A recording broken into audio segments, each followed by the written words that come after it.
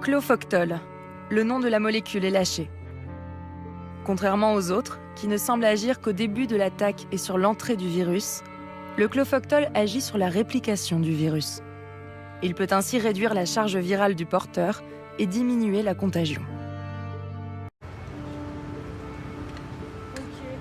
On prend beaucoup moins de risques à utiliser un médicament qui est déjà très connu, très utilisé, pour soigner une maladie émergente.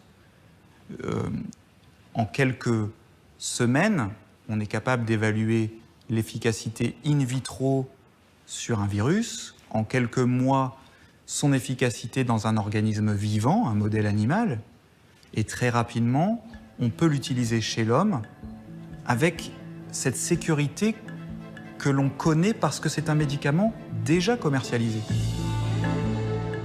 Encore produite et prescrite en Italie sous le nom de Gram+, le clofoctol, commercialisé sous forme de suppositoire dès les années 70, est un antibiotique vendu à prix dérisoire et indiqué pour traiter les infections bactériennes des voies respiratoires.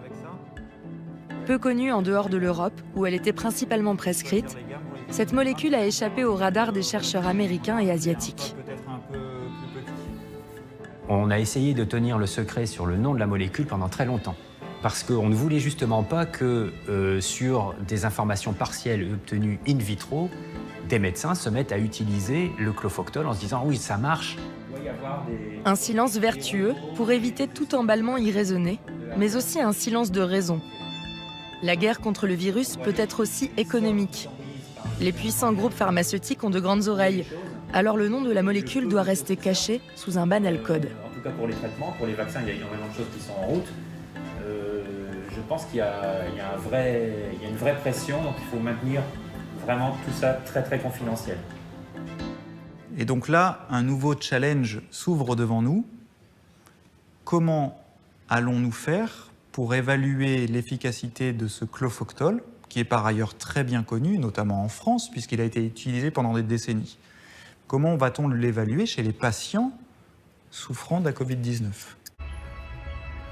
Pour valider la découverte et continuer les tests, passer du in vitro au in vivo, l'argent manque. Ni la ministre de la Recherche, en visite à Pasteur à la fin du mois de mai, ni la banque pour l'investissement sollicitée ne réagissent. Alors que les attentes pour un traitement sont énormes, les pouvoirs publics semblent absents, malgré les apparences et les discours. Le Premier ministre n'a pas choisi la métropole au hasard. À Lille et dans ses environs, l'épidémie reprend. Opportunément installé sur les trottoirs de l'Institut Pasteur, un centre de dépistage attend la visite programmée de Jean Castex. L'occasion parfaite pour Benoît Després d'aborder le Premier ministre et partager leur découverte qui peut, comme il en est persuadé, changer la nature du combat. Il n'est pas prévu qu'il rentre voir les laboratoires de recherche.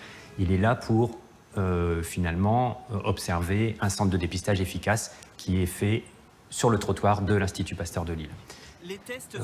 On était un tout petit groupe autour de Jean Castex et on lui a dit on a découvert une molécule ancienne et qui présente un profil vraiment très intéressant comme traitement dans la Covid. Et au moment où on a parlé de traitement, de découverte de traitement à l'Institut Pasteur de Lille, Jean Castex s'est complètement entouré d'un mutisme complet, le regard fixe, une attitude qu'on a comprise comme « je ne veux pas en entendre parler ». C'est un coup de fil important. Appuie sur le fixe.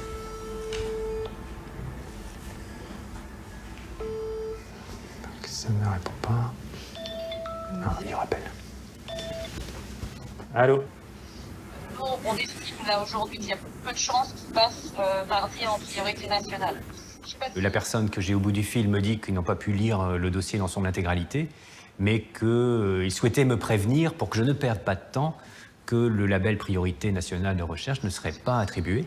J'avoue que j'ai du mal à comprendre comment vous pouvez, sans avoir revu les documents, dire qu'après les avoir vus, il y aura peu de chances qu'on ait le label de priorité nationale de recherche.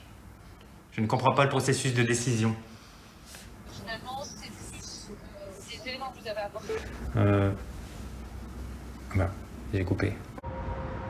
Finalement, le 7 avril 2021, après quelques corrections au dossier, l'équipe lilloise reçoit le label de priorité nationale. Malgré la priorité obtenue, il faudra encore attendre 2 autres mois pour recevoir celle de l'Agence nationale de sécurité du médicament. Des mois d'attente fatals au projet. Il avait fallu à peine 2 mois à l'équipe de l'Institut Pasteur de Lille pour identifier et isoler une molécule prometteuse, le clofoctol. Il a fallu plusieurs mois à Capnet pour accorder son précieux label. Pendant des dizaines d'années, le clofoctol avait été prescrit à des patients et souvent à des enfants, sans risque et pour le bien de tous. Et pourtant, en pleine pandémie, Capnet et les organismes de santé imposent à l'équipe de Pasteur les 3 phases du protocole, comme pour tout nouveau médicament. Un paradoxe. Ils étaient en guerre et il leur a fallu baisser les armes.